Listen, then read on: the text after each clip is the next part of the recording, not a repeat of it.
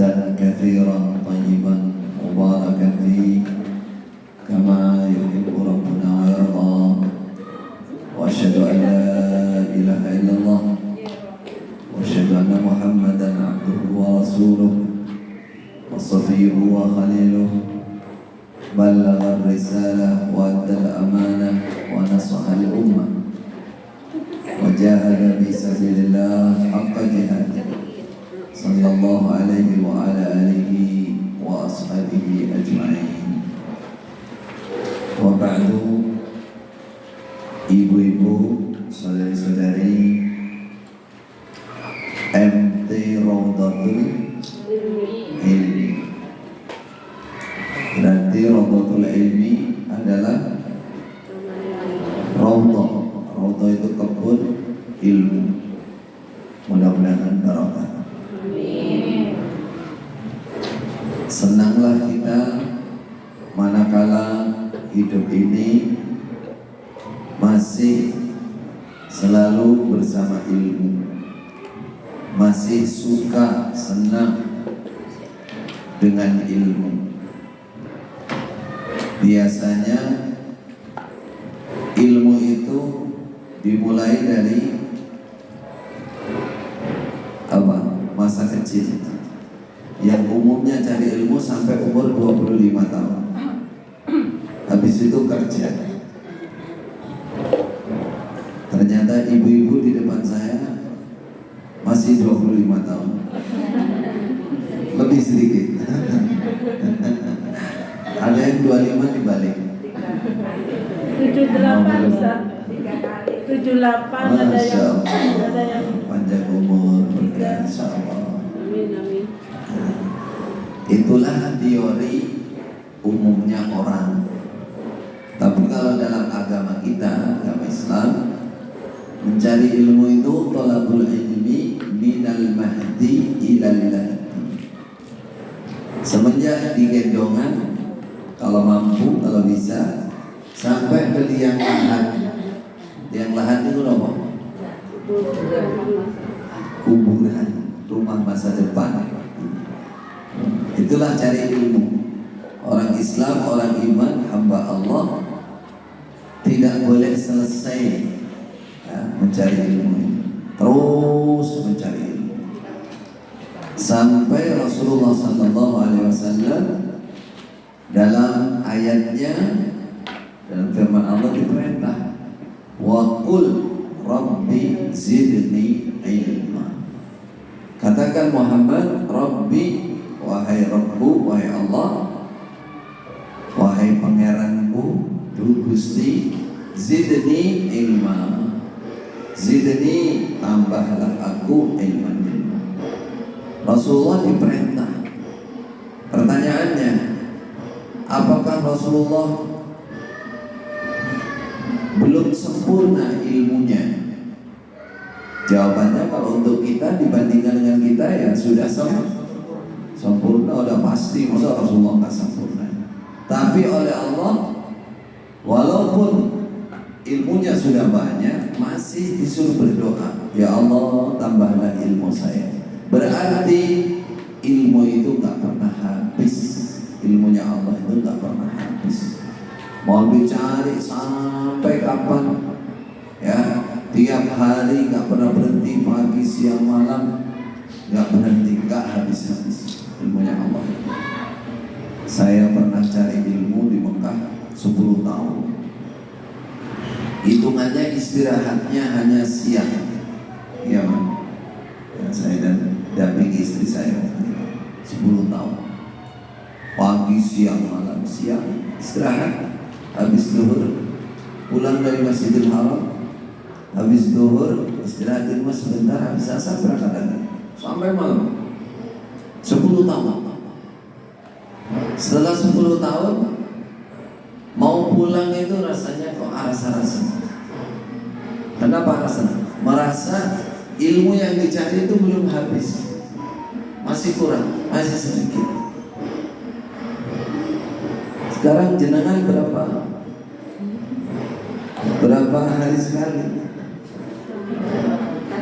Seminggu sekali. sekali apa 2 kali? 1 jam lagi. Alhamdulillah, tetap disyukuri daripada yang tidak sama sekali. Alhamdulillah, masih bisa bersyukur. Saya hanya ingin menggambarkan betapa kewajiban kita cari ilmu itu terus, dan ilmu Allah itu gak habis-habis ya. Kata Allah dalam Al-Quran akhir surah Kahfi, yang hafal ya, bahwa law kana al-bahru midadan li kalimati rabbi la nafidal bahru qabla an tanfada kalimat rabbi walau ji'na bimithlihi madada. Seandainya lautan ini seluruh dunia. Waalaikumsalam. Kemudian monggo binara. Seandainya lautan sedunia ini kemudian dikalikan 7 kali, ditambah 7 kali lipatnya, semua dijadikan tinta untuk menulis kalamnya Allah, ilmunya Allah. La nafidal bahru, pastilah 7 lautan sepenuh bumi ini ya, berapa miliar apa triliun liter itu jadi tinta untuk menulis kalamnya Allah. La nafidal bahru, kata Allah, maka laut-laut itu habis airnya yang menjadi tinta itu sebelum kalimat Allah, sebelum ilmu Allah habis. Masya Allah, gak ada habisnya. Maka senanglah, cintalah, bahagialah ketika kita masih punya kesempatan atau masih punya semangat, masih sempat melonggarkan waktu untuk mencari. Kalau mungkin berkumpul hanya seminggu sekali atau 2 kali, maka jangan lupa di rumah ibu-ibu selalu bersama ilmu. Bagaimana caranya? Ya, setel radionya. Ada nggak channel ilmu di radio? Dari setel YouTube-nya ya, sambil masak, sambil apa, bersama ilmu. Karena orang bersama ilmu itu akan hidup semangatnya, hidup hatinya, semangat di dalam agama, di dalam ibadah kepada Allah Subhanahu wa taala. Karena hakikatnya kehidupan itu ya sebenarnya hanya untuk ibadah, untuk mencari kehidupan yang sesungguhnya. Kalau di dunia ini merasa kehidupan kita sudah segalanya, hidup ini hanya di dunia, itu tercela. Kalau orang iman hanya memikirkan atau merasa hidupnya hanya di dunia saja, itu tercela, berarti imannya lemah. Bahkan itu mirip orang kafir. Kenapa? Kata Allah dalam Al-Quran, ya'lamuna zahiran minal hayatid dunya wa hum 'anil akhirati hum ghafilun. Orang-orang kafir itu tidak beriman itu ngertinya hanya dunia saja. Hidup di dunia bagaimana supaya sukses. Ya, kerja. Sudah turun itu loh masih mau kerja terus. Sopo itu? Ada orang begitu itu. Wes modal nih lah saya kerja itu. Kerja. Ono menunggu. Ya. Tonggo kita tetangga. Ya itu. Hanya yang di benaknya ke dunia. Kemudian saja kalau kita hamba Allah yang benar, yang paham betul agama, dia memikirkan bagaimana kehidupan akhiratnya bisa sukses, bisa berhasil. Bagaimana caranya? Jangan lupakan ilmu dulu. Ilmu itu penting. Karena dengan ilmu itu kita termotivasi. Oh iya, jadi ingat kita. Tapi kalau jauh dari ilmu, jauh dari pengajian, jauh dari peringatan, Masya Allah, betul-betul kita tertipu dengan keduniaan ini. Perasaannya dunia itu selamanya. Aku nggak merasa begitu. Ya mungkin perasaannya nggak ada begitu, tapi kenyataannya prakteknya begitu. Dunia aja, ibadahnya ketinggalan, zikirnya ketinggalan, tahajudnya ketinggalan, sholat duha ketinggalan. Padahal masya Allah kalau kita mau menyempatkan itu nggak menyita aktivitas keduniaan kita. Ya, orang mau berangkat kerja sholat dulu 2 rakaat sudah lebih baik daripada dunia dan isinya. Bisa 4 rakaat kata Rasulullah dicukupi sampai dijaga oleh Allah, dicukupi sampai sore hari. Padahal itu kalau kita kerjakan 5 menit, 2 rakaat 5 menit, 4 rakaat mungkin 10 menit. Tapi kenapa kita menjadi berat? Nah, jawabannya karena minim ilmu. Karena gak ingat dengan ilmu. Kalau yakin minim maksimal ilmunya, insya Allah gak ada rasa malas itu. Karena apa? Karena akan kita nikmati sendiri besok di hadapan Allah Subhanahu wa ta'ala, mulai dari alam kubur sampai besok perjalanan dari kiamat. Yang mendampingi kita itu hanya ilmu dan amal. Ilmu dan amal. Pertanyaannya, di mana suamiku yang berjanji sehidup semati itu? Pertanyaan, tinggal yang mati duluan siapa? Besok di hadapan Allah semua urusi sendiri-sendiri. Di mana anakku yang tak ramut dari kandungan sampai besar? Semua sendiri-sendiri. Wa yatina farda, datang kepada Allah sendiri-sendiri. Adakah yang di kuburan dibangunkan 2 orang suami istri, walaupun mungkin pesan nanti bujuku dikuburkan di sebelahku, terus didudukkan bareng sama malaikat? Ada nggak dalilnya? Nggak ada. Semua ditanya satu-satu. Berarti kita harus mandiri. Memang besok ada pertemuan pasangan sehidup semati, bisa saling mensyafaati, tapi di ujung hari kiamat nanti. Itu pun kalau suaminya soleh, kalau punya anak yang soleh, di ujung hari kiamat itu berarti sudah di ujung 50.000 tahun. Hari kiamat itu kejadiannya itu mulai bangkit kubur itu sampai penyelesaian hukum di hadapan Allah 50.000 tahun. Masya Allah, bagaimana kita 50.000 tahun. Yang bisa menyelamatkan kita hanya amal kita selama hidup di dunia ini. Maka carilah ilmu biar amalnya banyak. Satu, biar ingat terus dengan ilmu, dengan amal. Kemudian amalnya bisa pilih-pilih. Oh, model sholat duha begini, model sholat malam begini, model zikir yang ini, semua bisa dimanfaatkan. Orang itu kalau masih hidup di dunia mentereng, yang punya harta bangga dengan hartanya, yang punya pangkat bangga dengan pangkatnya, yang punya keluarga, anak-anaknya gede-gede, sukses bangga. Kalau sudah mati hilang semuanya. Padahal mati itu kapan datangnya? Tidak ada yang tahu. Sewaktu-waktu, tidak muda, tidak tua, ya. Tapi yang tua harus lebih hati-hati. Tapi jangan merasa yang muda aku belakangan, belum tentu. Bisa yang muda duluan bisa. Kenyataannya begitu. Nah, kalau sudah manusia sudah meninggalkan dunia ini, yang tidak sungguh-sungguh beramal, ya, dalam kehidupannya, dia langsung mengatakan ma'aghna anni maliya, halaka anni sultaniya, ma'aghna anni mali, sudah tidak berlaku lagi harta saya, sudah saya tinggalkan semua. Ma'aghna anni mali, halaka anni sultaniya, sudah habis kekuasaan saya. Tidak ada yang menyertai, hanya amal.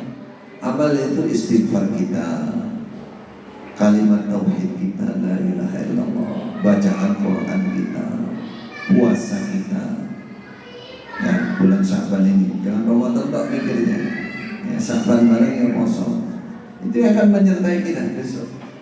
Kata Rasulullah dalam hadis sahih, kalau orang sudah ditidurkan di kuburan, nanti akan ada yang datang wajahnya tampan, itu naik wong lanang.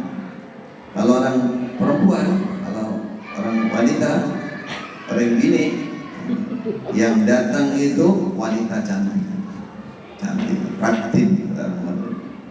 Mumpung rumahnya orang Madura nanti. Setelah ditanya, kata yang penghuni kubur, man anta ma ajmala wajhik. Siapa kamu, betapa tampannya kamu, betapa cantiknya kamu. Apa kata dia? Ana amalukal hasan. Aku amalmu yang baik. Jadi datang ada orang tampan atau wanita penjogo, dijaga. Nanti gak lama lagi datang orang di sebelah kanannya. Kamu siapa? Saya sholatmu. Datang lagi jaga sebelah kirinya. Anda siapa? Saya zakatmu. Terus saya sedekahmu. Sehingga dihubungi dengan amal baik, dilindungi. Nanti malaikat datang itu nggak bisa mendekat, sudah dilindungi oleh amal-amalnya sendiri. Nggak bisa mendekat, artinya mungkar wa nakir itu bertanya juga ada jaraknya. Harus sudah ada pelindung. Nanti kalau amalnya buruk sebaliknya tadi. Ada datang yang wajahnya buruk menakutkan. Ma aswa wajhika. Betapa mengerikan wajahmu. Siapa kamu ini? Ana amaluka sayyi. Saya amalmu yang buruk itu di dunia. Datang. Itu nanti membantu malaikat nyekelin. Pegang tangan, pegang kaki, amal-amal untuk malaikatnya mukuli. Pakai pemukul dari besi sekali itu hancur kepalanya. Allahu Akbar. Malah amal buruknya itu membantu malaikat, membantunya kali. Masya Allah. Maka ibu-ibu sekalian, seperti saya seorang pendai ini, apa katanya Ustaz nama kiai. Ramadan bilang kiai. Ini tugasnya menyampaikan. Marilah diingat bersama. Hidup ini yang dikejar itu ilmu, lalu beramal. Lainnya aktivitas keduniaan itu untuk mendukung, jangan sampai menjadikan penghambat, untuk mendukung pelajaran ibadah kita kepada Allah. Apa judulnya pertemuan kita ini? Meneladani ummahatul mukminin dan para sahabiah. Wah, keteladanan mereka banyak sekali. Kalau satu pertemuan begini ya nggak mungkin 1-2 orang aja. Nah, baik. Insya Allah kalau ada waktu nanti berikutnya dilanjutkan. Ummahatul mukminin itu adalah istri-istri Rasulullah Sallallahu Alaihi Wasallam. Kenapa disebut ummahatul mukminin? Ibunya orang iman. Wa azwajuhu ummahatuhum, dalam ayat sebutkan. Istri-istri Rasulullah itu ibarat ibu mereka. Ada orang munafik ketika Rasulullah masih hidup, dia bilang, nanti kalau Rasulullah meninggal, sing tak pek dhisik Aisyah yang saya lamar, yang mau saya beristri Aisyah. Dia pilih yang paling muda, paling pandai, paling pintar. Lalu Allah menurunkan ayat ini. Istri-istri Nabi itu adalah ibu mereka. Kalau kamu nikahi istri Nabi, bodoh kalau menikahi ibumu sendiri. Itu salah satunya. Tapi artinya di sisi lain ummahatul mukminin tidak pantas bagi orang-orang atau sahabat-sahabat biasa. Kenapa? Karena mereka pasangannya Nabi tinggi, maka kita perlu meneladani. Kira-kira hal-hal apa saja yang bisa kita teladani dari ummahatul mukminin. Yang pertama jelasnya adalah Sayyidah Khadijah radhiyallahu anha. Karena manusia yang sempurna dari golongan laki-laki itu banyak. Kalau dari wanita hanya 4. Sayyidah Khadijah, Sayyidah Fatimah binti Rasulullah, Asia Imratul Fir'aun, Maryam. Ini dalam hadis sahih. Maryam, siapa Maryam? Istri ibunya Nabi Isa. Dalam riwayat lain ada ketambahan Sayyidah Aisyah. Sayyidah Khadijah menjadi wanita yang terbaik, wanita yang paling baik di antara wanita-wanita yang ada. Apa kira-kira keutamaan beliau? Pertama, orang yang masuk Islam pertama kali, orang yang masuk Islam dan membenarkan beriman kepada Rasulullah pertama kali. Tidak ada yang lebih awal dari Sayyidah Khadijah. Bahkan diterangkan orang yang berwudu dan sholat pertama kali setelah Rasulullah. Jadi Rasulullah didatangi malaikat Jibril di pinggiran Mekah, diajarkan wudu, diajarkan sholat. Ketika pulang, yang pertama kali dikabari adalah Sayyidah Khadijah.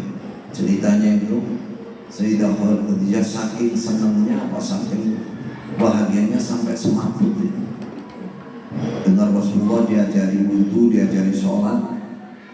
Sekarang keimanannya tinggi, sehingga Rasulullah mengajarkan wudu, mengajarkan sholat. Beliaulah wanita pertama yang mengerjakan sholat. Berarti ukurannya adalah iman. Jadilah kita yang terdepan dalam masalah keimanan. Kalau mau meneladani Sayyidah Khadijah, artinya loh, saya imannya sudah keduluan orang lain. Kalau sekarang iman terdepan itu yang dimaksud, Islam terdepan itu keyakinan keimanannya ini luar biasa, kuat imannya. Contohnya apa? Iman kepada Allah, berarti yang kuat itu kedekatannya dengan Allah, tauhidnya terdepan.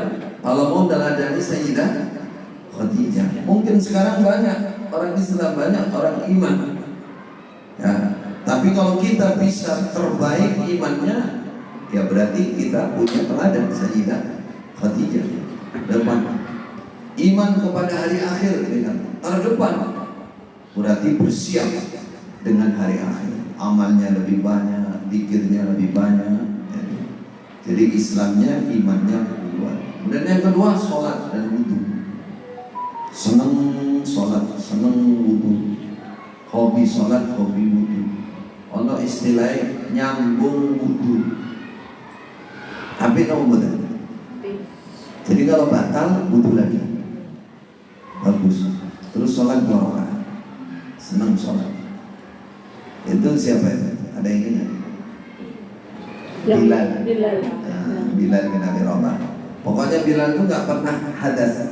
Pokoknya hadas kecil, ngentut atau apa, langsung wudu, sholat 2 rakaat. Itu orangnya masih di dunia, kata Rasulullah. Orangnya masih di dunia. Aku sudah mendengar suara langkah kamu di surga. Masya Allah. Apa amal yang paling kamu andalkan? Kata Bilal, wahai Rasulullah, saya nggak pernah hadas. Setiap saya batal, saya wudu, kemudian saya sholat 2 rakaat. Sayyidah Khadijah tentunya lebih dari itu. Ada orang pertama. Kemudian setelah Rasulullah mendapatkan wahyu dari Allah Subhanahu Wa Taala, di awal beliau mendapatkan wahyu kan merasakan apa? Ketakutan. Rasulullah takut sekali. Takut dengan amanat yang besar ini, takut khawatir tidak bisa menjalankan dan tidak mampu menjalankan. Sehingga beliau susah sampai gemetar pulang dari Gua Hira atau pulang dari kawasan Batha. Setelah melihat malaikat, Rasulullah melihat malaikat yang sayapnya 600 sedang duduk di ufuk di atas. Ketakutan. Karena ketakutan, apa yang terjadi? Sampai di rumah oleh Sayyidah Khadijah diselimuti, kemudian dibikinkan minuman hangat. Kalau sekarang apa?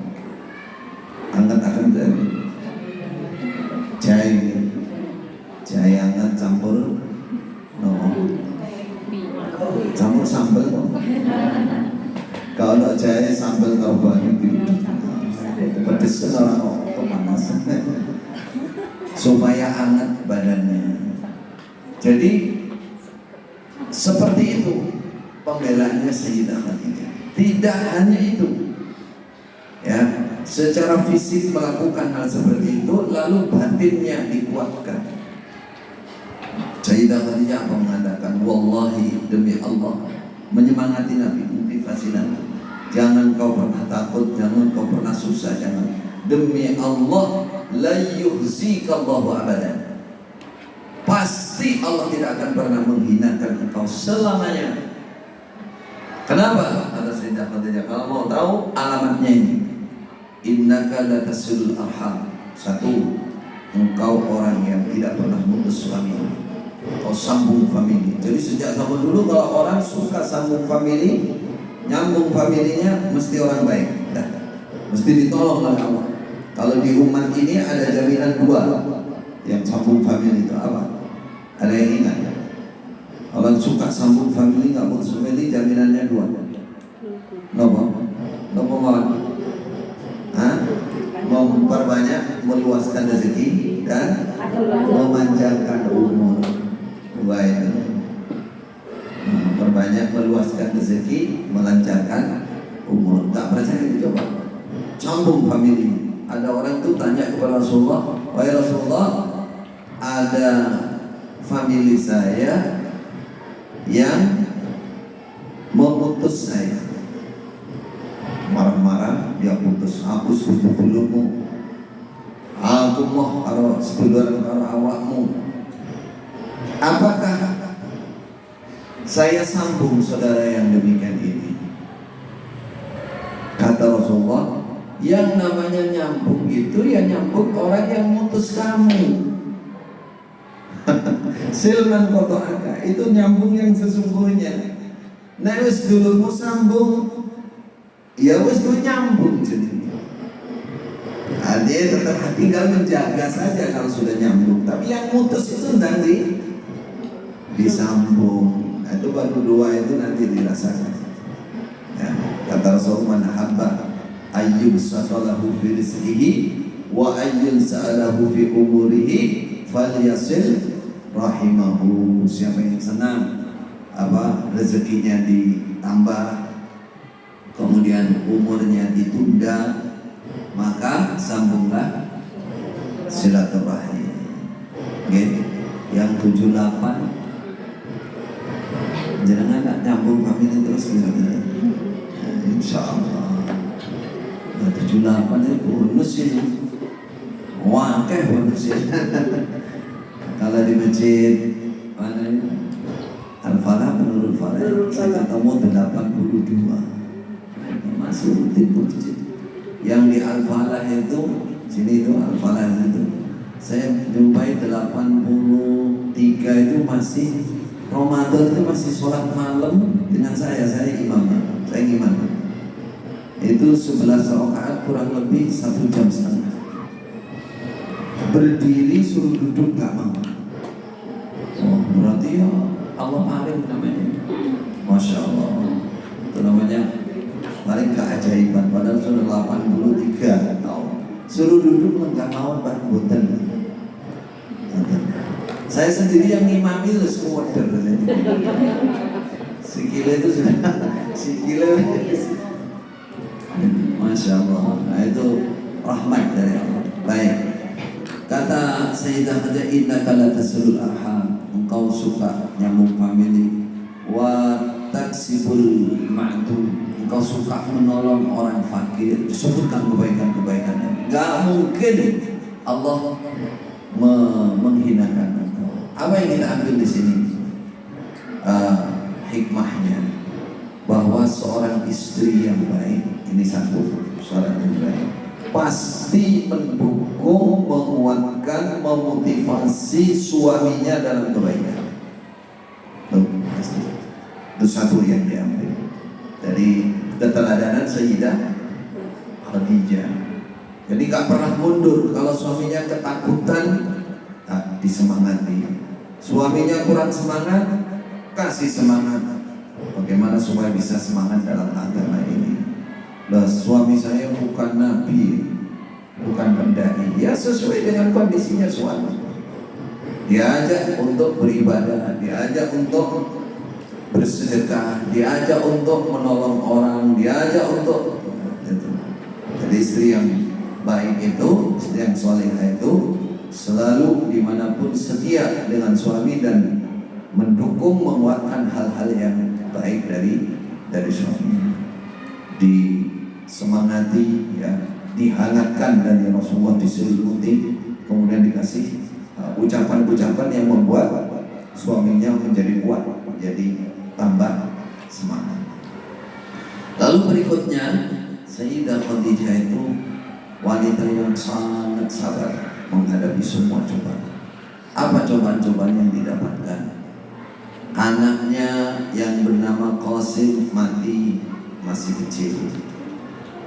Qasim, makanya Rasulullah dipanggil Abdul Qasim, karena anak tertuanya namanya Qasim. Sabar, ya, meninggal masa kecil. Kemudian meninggal lagi anak laki-lakinya lagi, yang sebagian riwayat namanya Abdullah atau At-Tahir itu. Sabar. Yang paling memedihkan diantaranya setelah Islam, setelah Rasulullah diangkat menjadi nabi, 2 anaknya dicerai. Jadi anaknya nabi, ya, 2 itu dinikah oleh anaknya Abu Lahab. Berarti apa? Abu Lahab itu pamannya Nabi. Berarti dinikahi oleh sepupunya Nabi, jadi mantu. Nah, ketika masuk Islam, diceraikan dua-duanya, dihina, direndahkan, padahal awalnya ya dimuliakan. Sayyidah Khadijah itu saudagar kaya, konglomerat, dan nasabnya tinggi juga di kalangan orang Quraisy, wanita terhormat. Ini direndahkan, wis dilok-lok, dirasani, difitnah, dipegat, anaknya dikucilkan. Sabarnya luar biasa, ya. Kemudian dinikah oleh Utsman radhiyallahu anhu. Setelah dicerai, dinikah oleh Utsman. Kemudian tidak lama ditinggalkan, hijrah ke Habasyah, hijrah pertama sebelum ke Madinah, karena beratnya cobaan di Mekah. Sabar bersama Rasulullah, berarti yang diteladani adalah kesabarannya di dalam menjalankan agama, menjalankan ibadah kepada Allah, di dalam mendampingi Rasulullah berdakwah. Sabarnya luar biasa, sehingga malaikat Jibril datang, wahai Muhammad, sebentar lagi Khadijah datang ke sini. Nanti kalau datang ke sini itu diantaranya ke Gua Hira, waktu awal-awal ya, tadi kelewatan. Jadi kalau Nabi tidak pulang ketika menyepi di Gua Hira, itu yang bawa naik makanan itu, perbekalan ke atas gunung. Siapa pernah ke Jabal Nur? Waktu umrah haji, biasanya ada ziarah ke Jabal Nur, bukan Mbak Nur. Jabal Nur itu kalau jalan kaki itu 1 jam naik ke atas. Gunung tenan itu, gunung sungguhan itu. Naik Gua Hira, puncaknya ini. Kalau sekarang kita berapa tahun yang lalu naik itu banyak kerah, petek kayak di rumahku. Naik ke atas 1 jam. Itu Sayyidah Khadijah itu bawa perbekalan, padahal dia itu orang konglomerat, orang kaya di Mekah. Kesetiaannya dengan Rasulullah luar biasa. Naik ke atas. Kata malaikat Jibril, wahai Muhammad, Khadijah akan datang.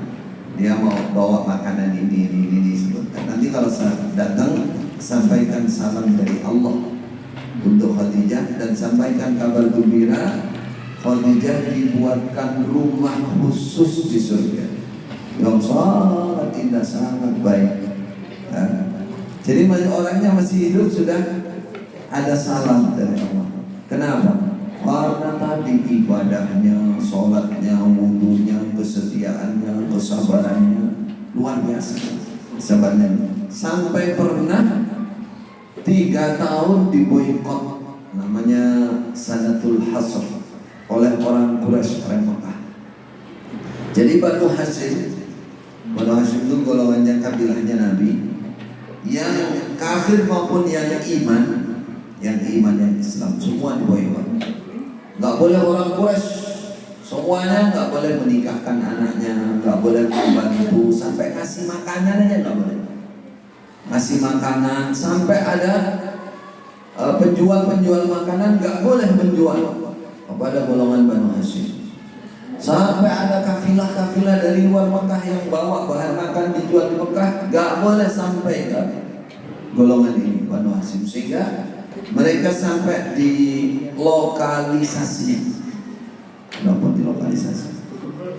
dikurung di kawasan namanya Jabal, gunung, di sebuah gunung Jabal Abu Talib.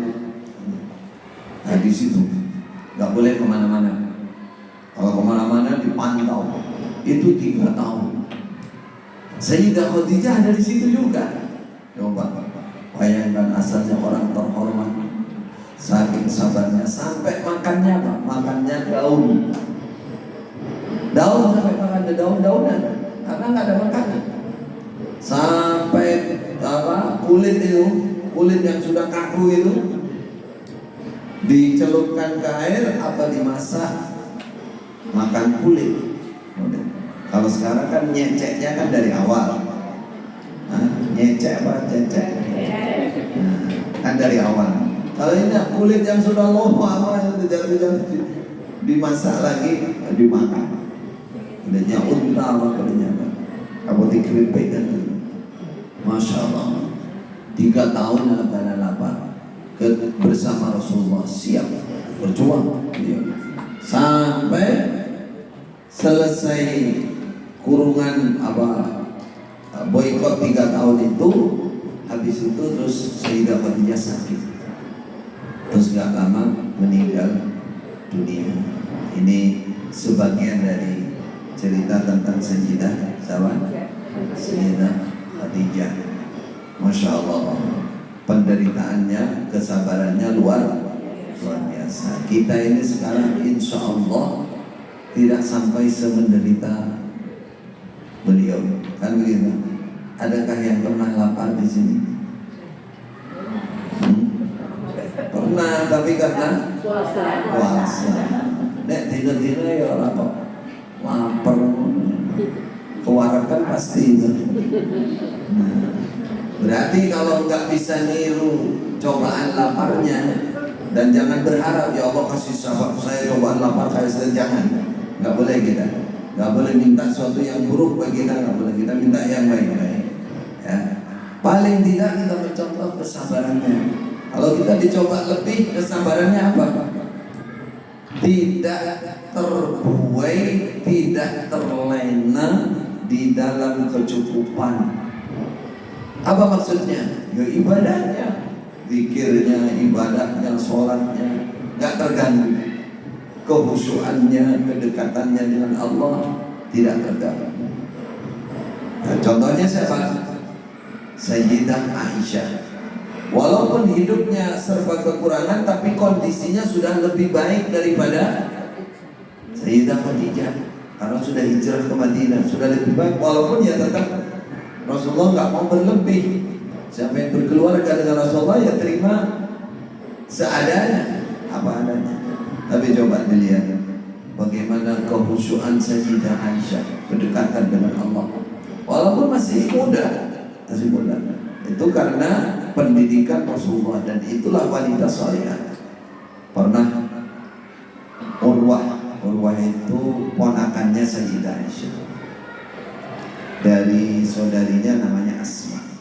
Urwah bin Asma. Kata Urwah, suatu saat saya pergi ke rumah ibu, dia panggil ibu, Aisyah dia panggil ibu. Pagi-pagi duha. Beliau lagi, saya datang lagi sholat, membaca ayat.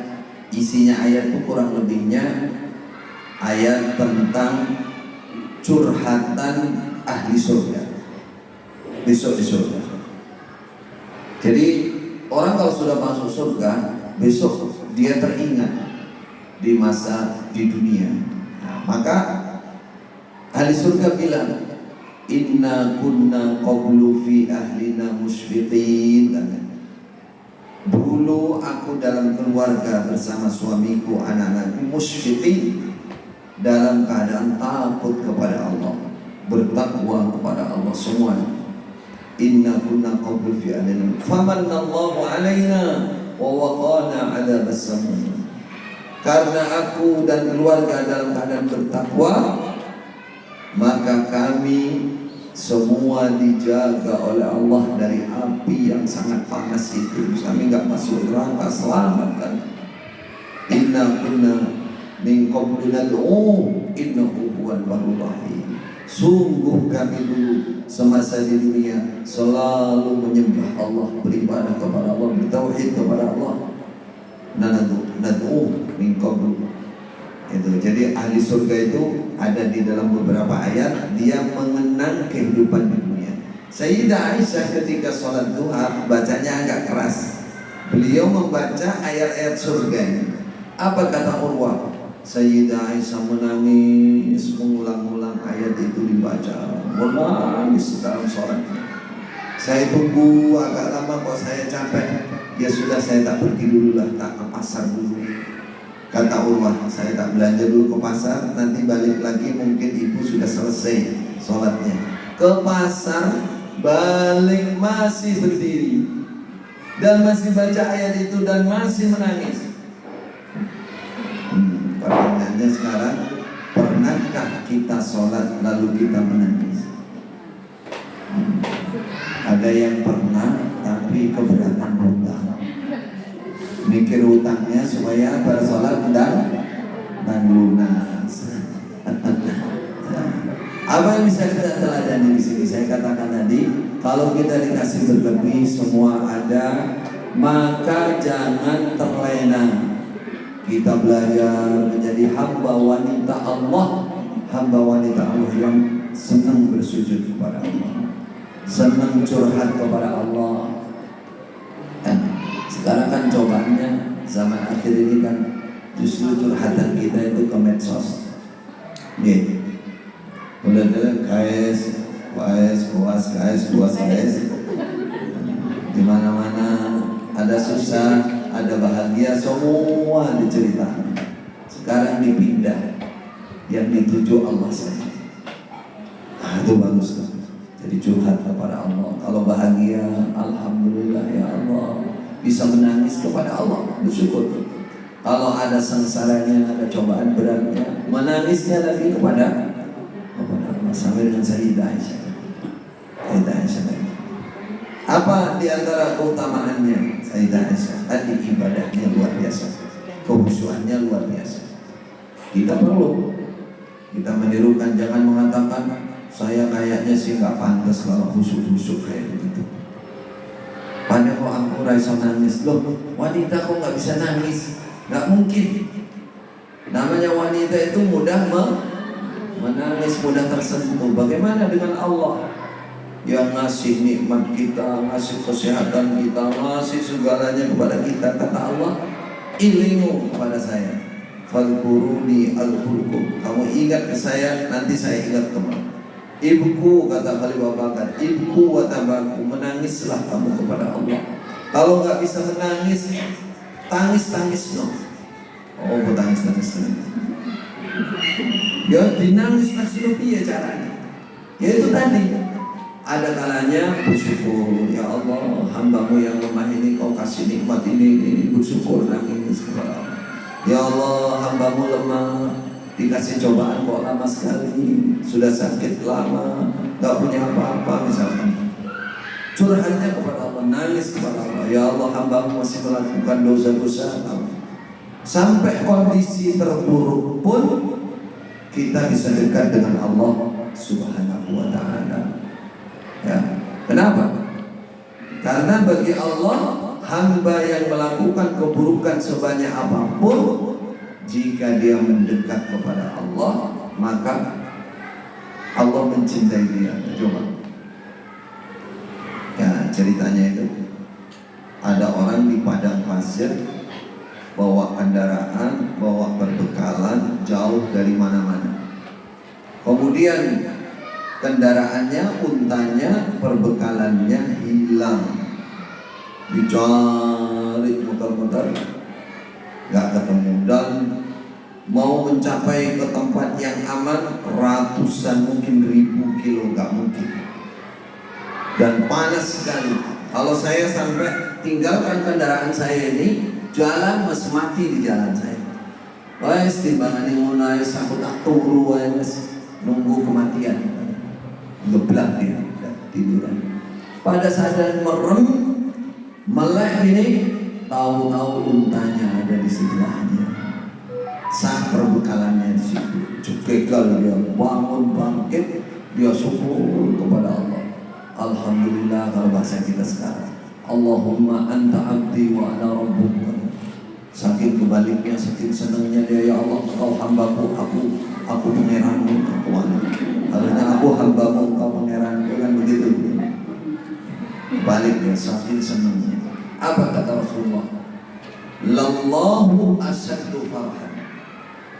Pasti Allah lebih senang kepada hambanya yang melakukan dosa-dosa, ibarat dia hilang, pergi, lalu kembali kepada Allah, daripada orang ini tadi kehilangan yang sudah putus asa, kedatangan untanya. Berarti disambut dengan tangan terbuka lebar oleh Allah. Berarti tidak ada bagi kita alasan untuk jauh dari Allah. Lawang elek, kalau mau kembali kepada Allah disambut oleh Allah. Bagaimana kalau kita orang baik? Ya, orang yang banyak maksiat itu hidupnya maksiat, mau kembali saja kepada Allah, bertobat oleh Allah, disambut dan dicintai. Innallaha yuhibbut tawwabin wa yuhibbul mutatahhirin. Sayyidah Aisyah lagi. Suatu saat ada cobaan menimpa beliau, Sayyidah Aisyah. Apa cobaannya? Beliau giliran ikut pergi bersama Rasulullah. Terus kalungnya pinjam. Ya, pergi pinjam kalungnya ke temannya atau ke saudaranya. Ketika pergi bersama Rasulullah, suatu saat istirahat di suatu tempat. Kalau sekarang kan hotel, kalau dulu ya padang pasir minggir gitu istirahat, ada kemah-kemah. Pada saat istirahat itu Sayyidah Aisyah itu buang hajat. Nah, karena buang hajat nggak izin, nggak ngomong, terus berangkat Rasulullah dan rombongan berangkat. Sedangkan Sayyidah Aisyah atau istri Nabi yang lain biasanya kalau pergi itu ditandu. Nah, tandunya itu ada tutupnya, kemudian dinaikkan di atasnya unta terus diikat. Nah, oleh sahabat yang bagian ngangkat, dikira Sayyidah Aisyah sudah di dalam. Ya diangkat aja tandunya, diikat ke untanya terus jalan, dibawa jalan untanya. Dikira Sayyidah Aisyah sudah di dalam, karena kata Sayyidah Aisyah, aku masih muda dulu, belum gemuk, jadi masih agak kurus. Jadi orang angkat itu antara ada barangnya, ada orangnya dengan kayak itu bodoh. Ya. Akhirnya saya ketinggalan. Nah, ketinggalan itu sampai perjalanan besoknya semalam, karena nggak dikontrol, nggak dilihat, dikira Sayyidah Aisyah di dalam sampai besoknya. Nah, nelalah ada seorang sahabat yang ketinggalan, namanya Sofwan. Ketika Sayyidah Aisyah duduk di situ semalaman sampai ngantuk-ngantuk, duduk di situ nunggu kan, mungkin rombongan kembali lagi nunggu. Sofwan ini dari belakang dilihat, Masya Allah ada orang ketinggalan. Nah, kenal Sofwan itu, Masya Allah Sayyidah Aisyah katanya. Lalu dia berinisiatif diturunkan untanya itu, pernah lihat unta? Diderungkin gitu, terus Sayyidah Aisyah suruh naik di atasnya, dituntun. Dia nggak ngomong sekecap pun, karena ini istri Rasulullah, dia hormati. Dia jalan semalaman berjam-jam nuntun Sayyidah Aisyah. Lah kok sampai di tempat sudah tersebar kabar hoax. Jadi kabar hoax itu sudah dari zaman Nabi. Siapa yang suka bikin gitu? Orang munafik. Orang munafik, Abdullah bin Ubay namanya. Telah melakukan sesuatu yang pasti terus gunah itu bikin acara. Akhirnya dikabarkan Sayyidah Aisyah melakukan pelanggaran dengan Safwan, berzina dengan Safwan. Akhirnya apa? Sayyidah Aisyah belum tahu ya, belum melihat, belum dengar. Sampai pulang ke Madinah dia nggak tahu bahwa kabar itu sudah menyebar sampai seluruh Madinah, menyebar itu. Wah, istrinya Rasulullah nggak benar istrinya. Itu yang dikembangkan oleh Syiah sampai sekarang. Sampai sekarang orang Syiah melaknati Sayyidah Aisyah itu diantaranya itu. Padahal itu kabar bohong. Kata Sayyidah Aisyah, sampai di Madinah saya sakit 1 bulan. Jadi orang roh ame ngomongkan apa? Aku roh. Orang roh.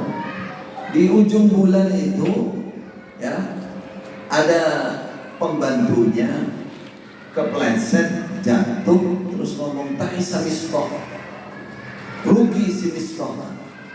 Dan Mistah itu masih saudaranya Aisyah, orang fakir, orang muhajir, orang fakir yang diramut oleh Abu Bakar. Katanya Aisyah, loh, hei ibunya Mistah, ibunya apa saudaranya? Kenapa kamu doakan jelek anakmu? Kata ibunya tadi, yang bantu tadi, loh, jenengan bukan penirang. Apa?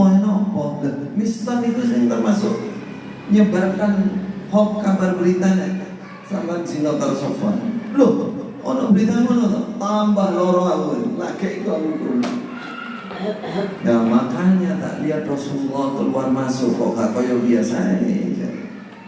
Buat biasanya ya salam, terus tanya, terus apa duduk ini kok gak kayak biasa salam, nanya sebentar terus keluar lagi.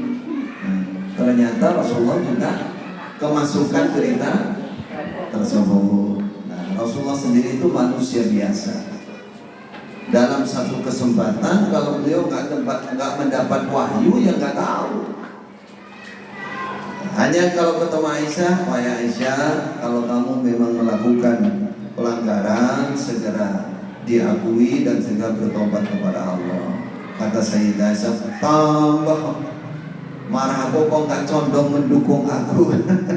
Dengan kata Aisyah. Akhirnya Rasulullah bukan karena itu, Rasulullah karena memang masih menunggu apa? Wahyu dari. Adalah akhirnya ketika suatu saat duduk di dekatnya Aisyah, Rasulullah kedapatan wahyu surat An-Nur itu. Surat An-Nur. Lihat, benar. Ini surat An-Nur. An-Nur itu cerita tentang berita ifki, berita hoax. Ya, ceritakan bahwa Aisyah tidak mungkin melakukan itu, yang menyebar berita ini adalah orang munafik dan seterusnya. Ada di surat itu diterangkan.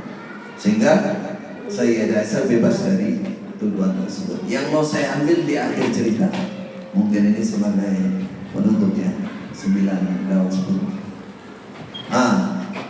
Ketika Rasulullah sudah mendapatkan wahyu itu, langsung Rasulullah mengatakan, absyiri ya Aisyah, senanglah kamu wahai Aisyah. Kata Sayyidah Aisyah, aku tahu ini Rasulullah keturunan ayat ini, tapi aku nggak mengira masa kasusku yang aku anggap kecil ini sampai Allah nurunkan ayat Quran. Bukan ayat Quran gara-gara aku, nggak mungkin. Tapi nyatanya begitu. Absyiri ya Aisyah, senanglah kamu Aisyah. Tapi Sayyidah Aisyah diam aja. Menang aja, rodok. Apa namanya? Gondok apa punya? Karena merasa kurang dukungan. Nah, ibunya bilang, ibunya Sayyidah Aisyah, ya Aisyah, kumi ila Rasulillah. Aisyah, mbok berdiri, ndang ngadeg tondo kok menengae. Bojomu iku lho, bojomu sing mbok kabar gembira kok. apa di peluk apa piye ngono karepe ibune. Apa kata Sayyidah Aisyah? La aqumu wa la ashkuru illa lillah. Aku saat ini tidak akan berdiri, tidak akan bersyukur kecuali kepada Allah. Apakah marah betul kepada Rasulullah? Bukan itu.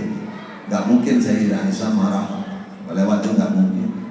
Itu namanya pernyataan tauhid. La aqumu wa la ashkuru illa lillah. Tauhidnya kuat, hubungannya dengan Allah itu kuat.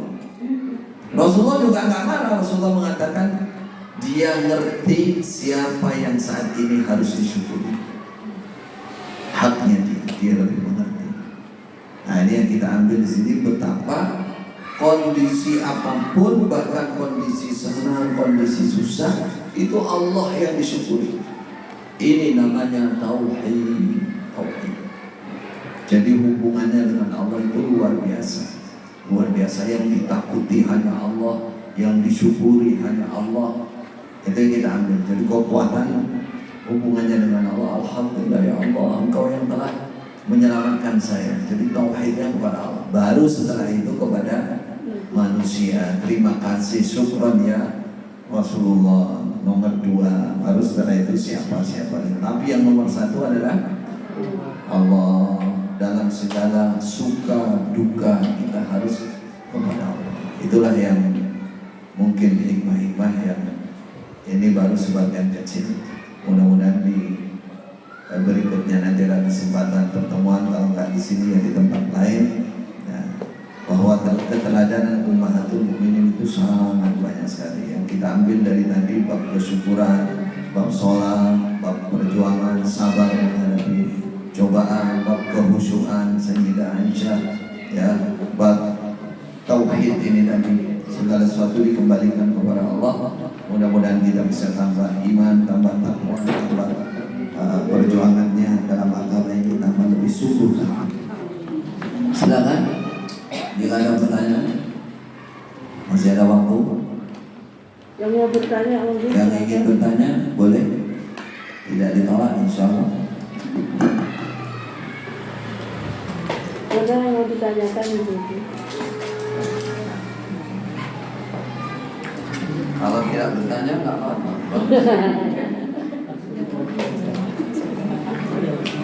Mungkin ditutup dengan doa, Ustaz, biar apa namanya? Baik, saya soalnya ini ada tugas seperti doa mari. Bismillahirrahmanirrahim. Alhamdulillahirabbil alamin. Allahumma shalli ala Muhammad wa ala ali Muhammad. Allahumma inna ala dzikrika wa syukrika wa husni ibadatik. Allahumma malikal mulki tu'til mulka man tasha' wa tazillu man tasha' wa tu'izzu man tasha' wa tudhillu man tasha' bi yadikal khair innaka ala kulli syai'in qadir. Mana dunya wal akhirah tu'tihi man tasha' wa tamna'u man tasha'. Irhamna rahmatan tughnina an rahmati man siwak. Allahumma kfina bihalalika an haramika wa aghnina bifadlika an haramika ya arhamar rahimin. Rabbana zalamna anfusana wa illam taghfir lana wa tarhamna lanakunanna minal khasirin. Rabbana hab lana min azwajina wa dhurriyyatina qurrata a'yun waj'alna lil muttaqina imama. Allahumma ij'alna minas salihin was salihat wa minadh dhakirin wad dhakiratillahi katsiran bi rahmatika wa bi izzatika ya arhamar rahimin. Rabbana zalamna anfusana wa illam taghfir lana wa tarhamna lanakunanna minal khasirin. Allahumma barik lana fi sya'banina wa ballighna Ramadan warzuqna siyam Ramadan wa qiyamahu bi rahmatika ya arhamar rahimin. Allahumma waffiqna li lailatul qadr. Allahumma waffiqna li lailatul qadr ya arhamar rahimin. Allahumma arzuqna umratan maqbulatan fi syahri Ramadan bi rahmatika ya arhamar rahimin. La ilaha illallah al-halim al-karim. Subhanallah rabbil arsyil azim. Nas'aluka mujibati rahmatik wa azaima maghfiratik wal ghanimata min kulli birrin wa salamata min kulli ithmin bi لا تدع لنا ذنبا إلا غفرته ولا هما إلا فرجته ولا حاجة هي لك رضا إلا قضيتها يا أرحم الراحمين. ربنا آتنا في الدنيا حسنة وفي الآخرة حسنة وقنا عذاب. بارك الله فيكم. السلام عليكم ورحمة الله